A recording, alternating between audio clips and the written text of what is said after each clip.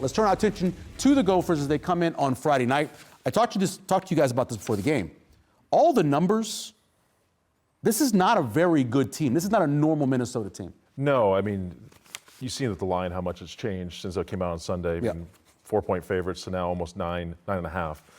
But I'm still, I think Nebraska's been in this situation before in this Minnesota football team where they stack up much better.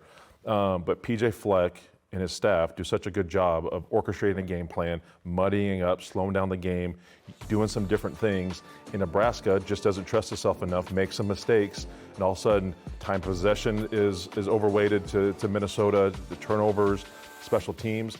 Now, I know this Nebraska team is very, very different than in years past, but I still can't get myself to go there yet because I know how PJ Fleck is a very good coach. John, I'll tell you, the last time I felt this way was UCLA last year, where I thought Nebraska had all of the advantages, and of course UCLA won it, so you know. Drake Lindsey, what do you think about him as a quarterback? Well, he's not mobile. No. I've given the not mobile quarterback jinx this guy's every really week. not mobile. Bryce Underwood wasn't mobile. Yeah. Decided to run. Obviously, last week Malik ran a couple plays on Nebraska, but they are not running Lindsey at all, and they've had multiple offensive line changes. I think last week they tried their third combination on the line, and Purdue dominated the running game against them. So it's built like no other team, and I give PJ Fleck credit. He's found a way to get them to 4-2. A lot of what they've done is just being opportunistic and creating turnovers, and obviously they're throwing the ball much more than we've ever seen a PJ Fleck team throw it. They had 30 yards rushing last week against Purdue. Minnesota team with 30 yards rushing.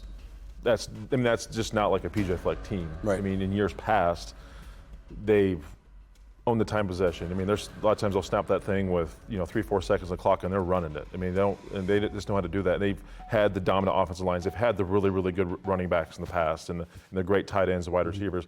Just they don't have the squad that seems to stack up. But again, this short week, they played a home game. Nebraska had to travel. Sure. They're back home in their own bed. So to me, it's still, Nebraska still has to go there and prove themselves. They got to still play a very, very good football team, and they have to play at a high level. Otherwise, they can go and stub their toe and get beat.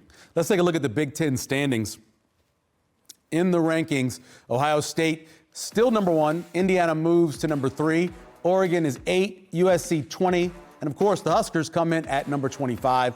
The top 3 also receiving votes were Illinois, Washington, and Michigan. Big games this weekend. Washington and Michigan battle in Ann Arbor.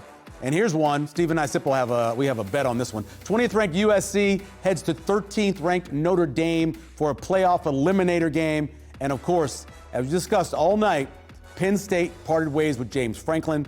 And that's our sideline survey. Will Matt Rhule end up at Penn State? Currently, yes, no, or maybe. 65% of the people say yes. Iowa voters have come in. No, 27%. 8% say maybe. That's surprising. Very, very surprising. Maybe it's our fault. Maybe we were telling maybe too much. I don't know. Giving them too much. I'm on the maybe side, but I'm not like saying it's a done deal by any means. Some other ones, Sean. Kurt Signetti mentioned a lot. Obviously, what he's doing. Pat Fitzgerald, who's now been exonerated and he's out there wanting a job. Matt Campbell, Iowa State. Many people have kicked the tires with him. And there's a guy named Urban Meyer who's just doing TV. So reading between the lines from talking to people in State College and what Pat Kraft has said, he wants a coach that's going to be aggressive on the NIL side. Okay. That wants to do what Oregon's doing or what Ohio State's doing. Franklin wasn't really that kind of guy. So I have a hard time seeing Pat Fitzgerald being up to speed on doing those kinds of things. So no, I think it's going to be somebody that's a little bit more savvier. Signetti makes sense, but he's from Pittsburgh originally. I just don't see him leaving Indiana right now. I think he's going to be playing so deep into they could win the national championship. Sure. I mean, it could be like was it Schlossnagel left A&M, and then he's going to take a job right after they almost won the College World Series. I mean, could Signetti do that? Maybe, but he strikes me as a Bill Snyder type that likes kind of being where he's at. You know who's one who's sitting out there who hasn't coached in a while? Mr. Gruden's out there. There's a few text message threads that threw out there, and I said I can't foresee that ever. Do you think he'd fit in college? I don't. Okay. NFL, he's been involved in NFL, I mean, his whole life. Yep. Just to recruit, I know the recruiting thing is vastly different than what it was. It's more towards, recruiting to Paying NFL people. free agency.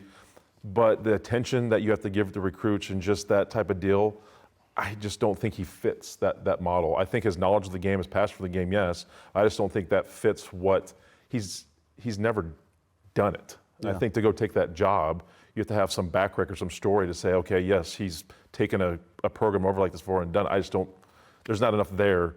There's enough substance there, I think, for Penn State to make that kind of move. Well, we're seeing it in North Carolina right now. A guy who hasn't been involved in college Correct. goes back to college. Before we get to viewers' questions, remember it's been since 2006 that Nebraska won back-to-back home games. So That's I mean, your road stat. games. Nebraska even used your stat. Yeah, they used that stat. So road game. So you go into Minnesota. It's a short week, but I feel pretty good. The more I watch Minnesota, the better I feel. John wants to know why Nebraska didn't get penalized for running into the kicker on the block punt that Nebraska had. Well, once you block the punt, roughing is off the limits. You can do it. You can take out the punter. Just like once in you a get tip the ball, Yeah. PI, if the ball's tipped to the line of scrimmage, Exactly. you can go ahead and deck Punter the doesn't receiver. get protected that much. No. No, they do not. They do not at all. Paul asked this question about the middle eight, not been great.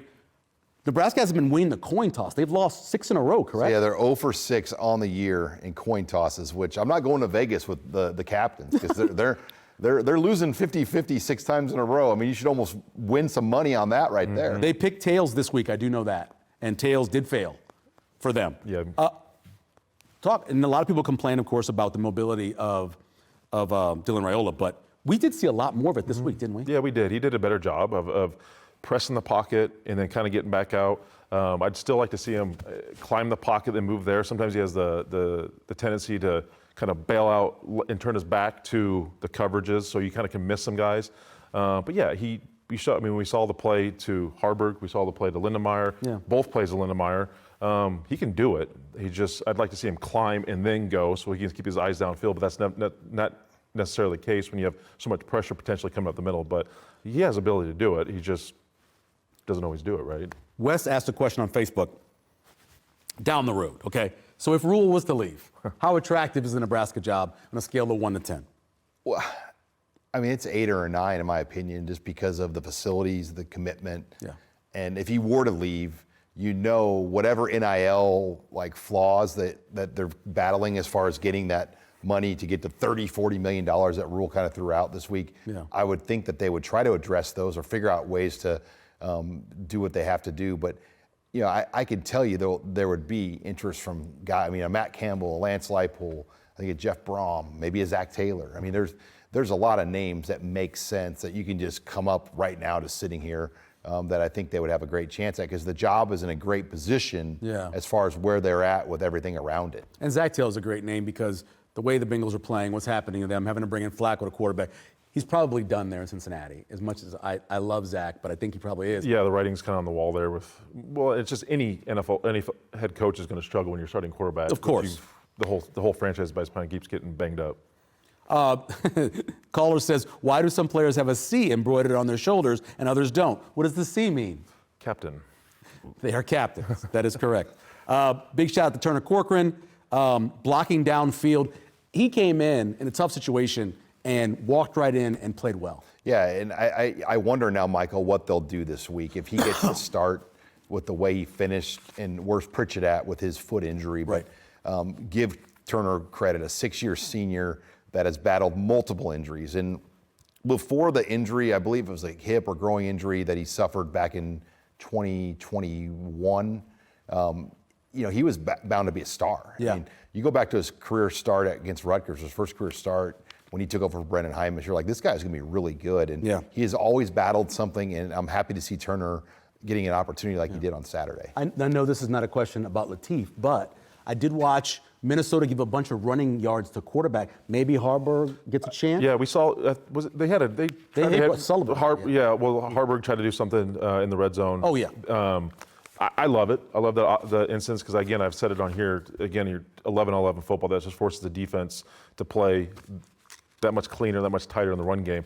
I mean, they should absolutely use it. If Minnesota struggles, 100% use Harburg in a QB run game, power, whatever you want to do, lead, do something to make them earn it, right? Yeah, this week both tight ends missed the block, right? According to Hogerson, he must have made somebody mad in the tight end room. That's what Hogerson said. Let's get your burning question. My burning question is, can Nebraska do it 2 weeks in a row? As Michael Severe has touted all offseason, Nebraska's not won 2 back-to-back weeks on the road like this since 2006. They're never going to have a better opportunity, arguably, than what they're going to face here on Friday. Emmett Johnson had one of his best, arguably his best game career last week against Maryland, going back home. Seemed to do it again. That'd be fantastic. Can you do with the strong run game going forward? You stole mine. That's what I was going to say. Going home and getting revenge on a school that didn't recruit him. But also, how will Nebraska handle all of the outside distractions of what happened at Penn State and Coach Rule being rumored for the job?